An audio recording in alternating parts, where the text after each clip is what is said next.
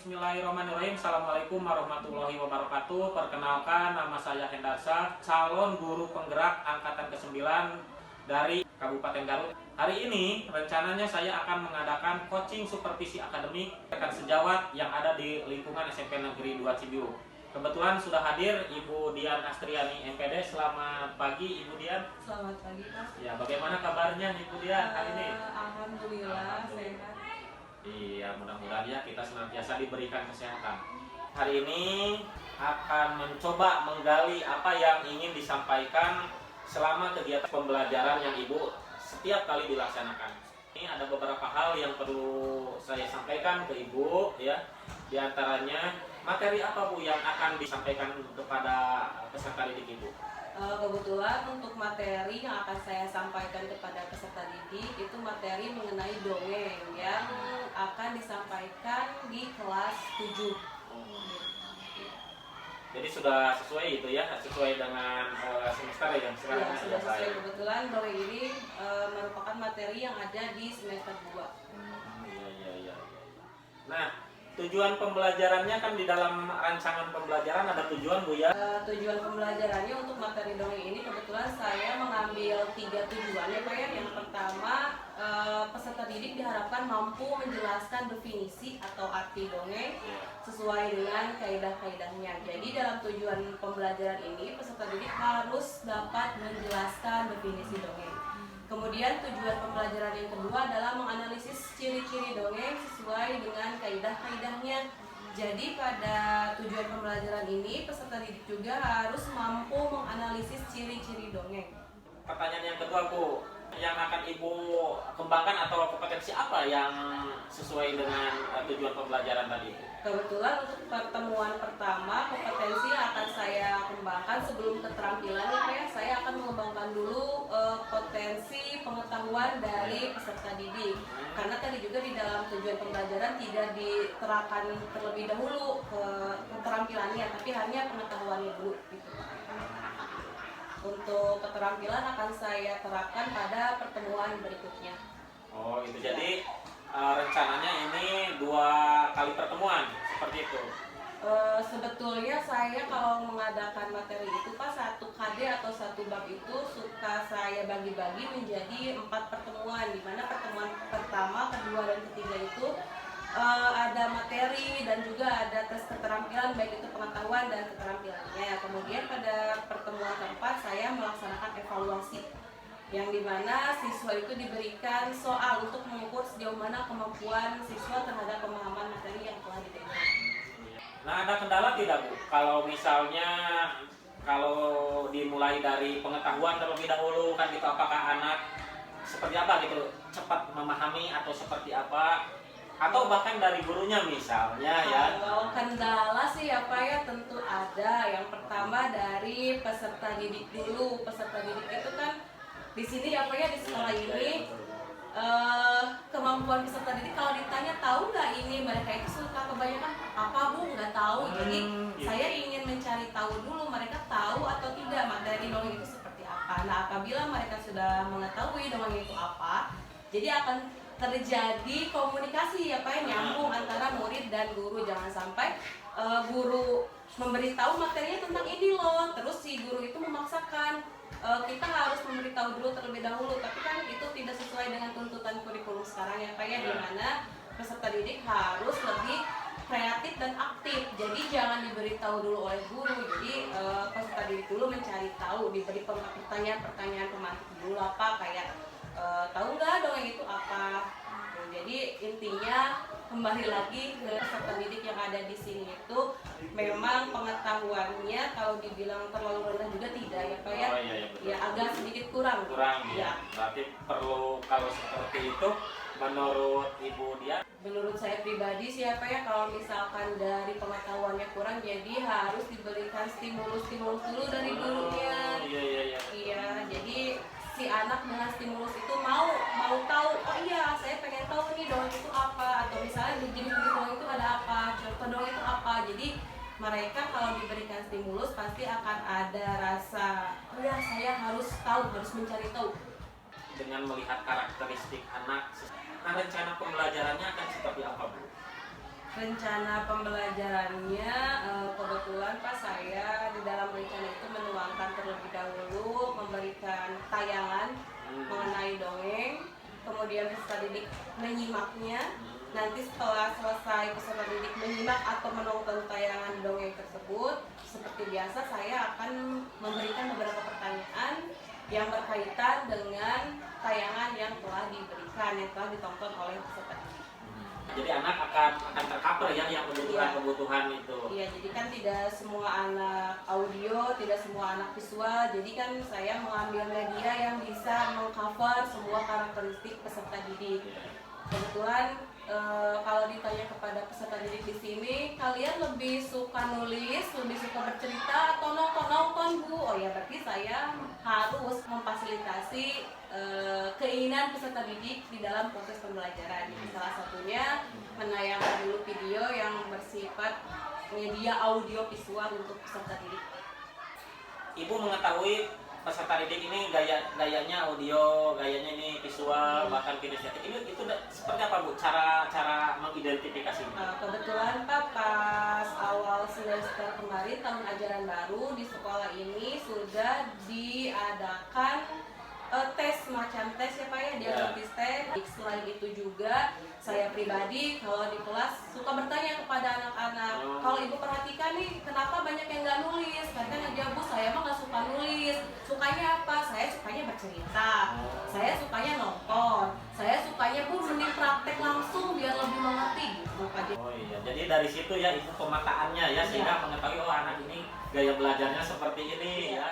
Apakah cukup dengan tayangan-tayangan sebagai bentuk stimulus atau misalnya menuju kepada model pembelajaran atau seperti apa, bagaimana Bu kira-kira? Kalau hanya tayangan sih ya Pak ya, menurut saya tidak dapat mendukung karena di dalam proses pembelajaran itu ada beberapa komponen yang harus dipenuhi dan tidak bisa dipisahkan. Salah satunya tadi Bapak sudah menyebut mengenai model pembelajaran. Kebetulan untuk model pembelajaran di sini yang saya gunakan adalah model pembelajaran discovery learning.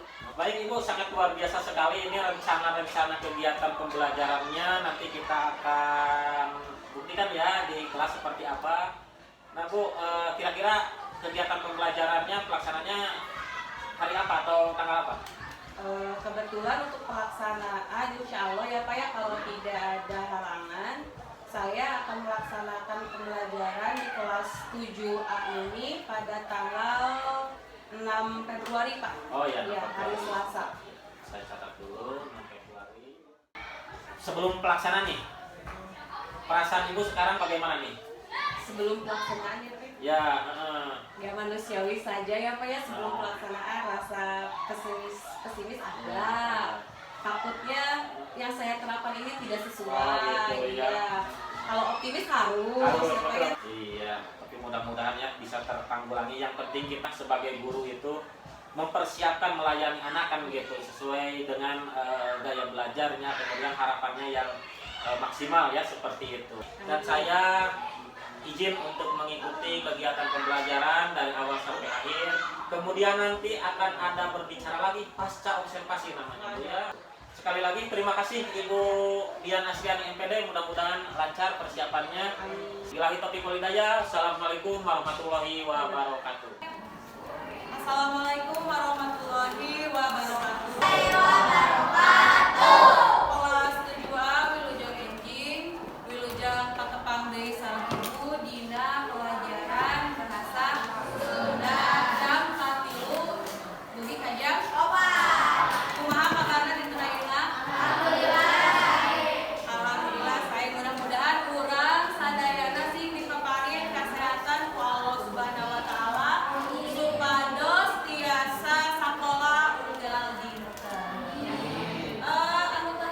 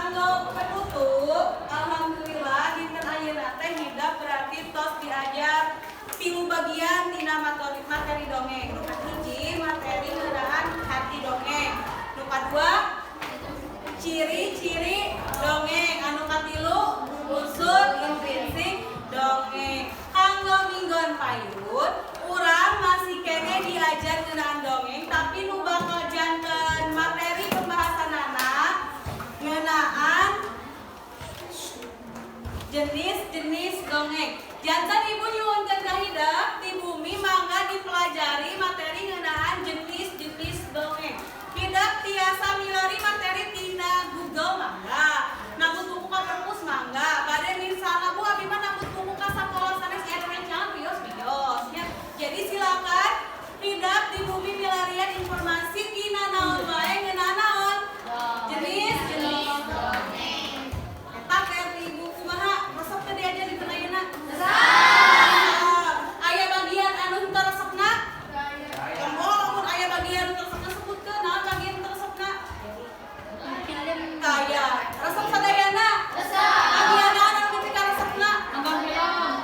Bagian nonton video. Bagian ngerjakeun, bagian kapayun, bagian ngisi berwarna-warni. Alhamdulillah upami hidup sadayana resep karena pelajaran bahasa Sunda mah mudah-mudahan resepna henteu ayeuna hungkul sing ras kapayuna oge hidup resep diajar bahasa Sunda. Mangga sateuacan brengsek, sateuacan ditutup ku hamdalah buku paket tadi ngomongkeun heula simpen di dieu. Kalau simpen heula buku paketna ngomongkeun.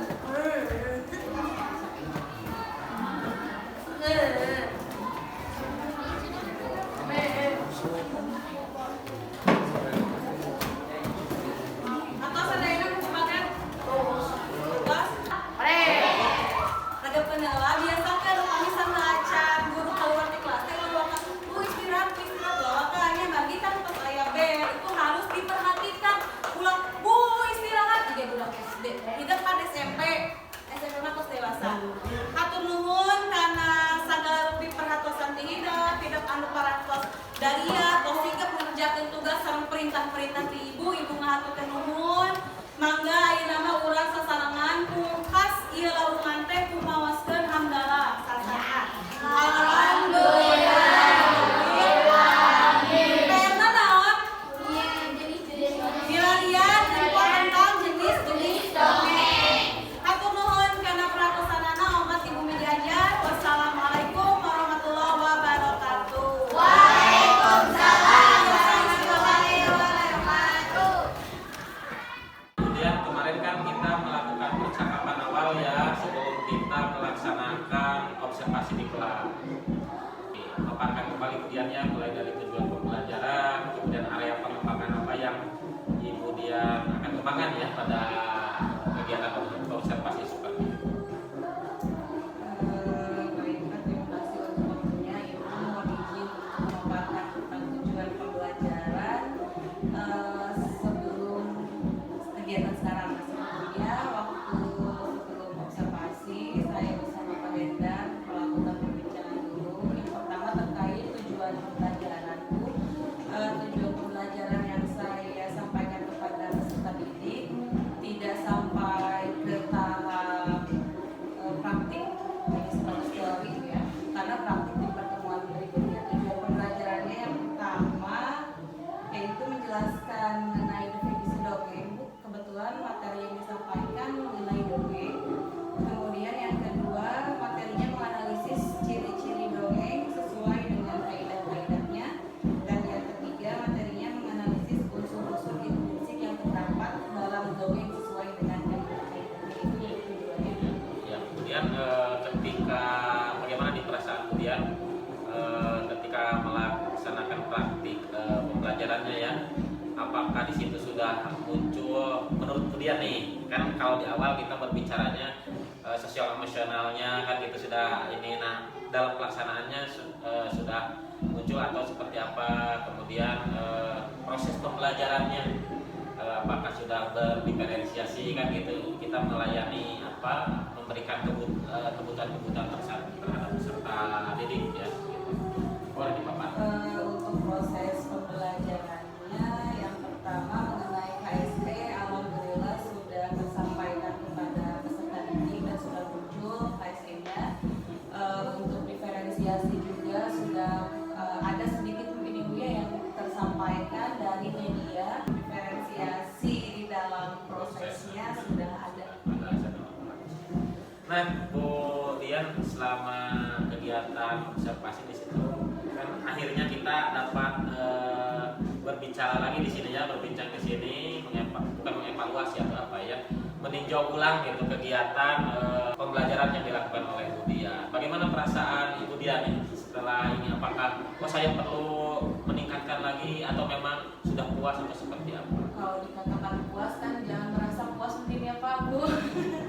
Jadi yang saya rasakan setelah kegiatan ini, saya memang harus meningkatkan cara mengajar saya, yaitu di dalam pemberian materi dan melayani dalam pemenuhan karakteristik peserta didik yang memang sangat beraneka ragam dan unik. Mungkin itu yang harus saya tingkatkan karena saya menyadari, oh iya ternyata kekurangan setelah kegiatan observasi itu saya belum bisa mewadahi karakteristik peserta didik yang unik-unik di kelas, Bu, seperti itu.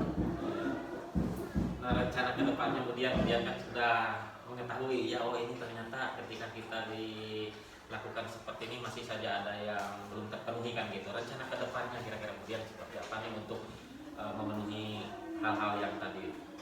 Untuk rencana kedepannya mungkin Pak, saya akan berangkat dari kekurangan yang tadi di dalam pemenuhan mungkin di AKPD ya Pak ya.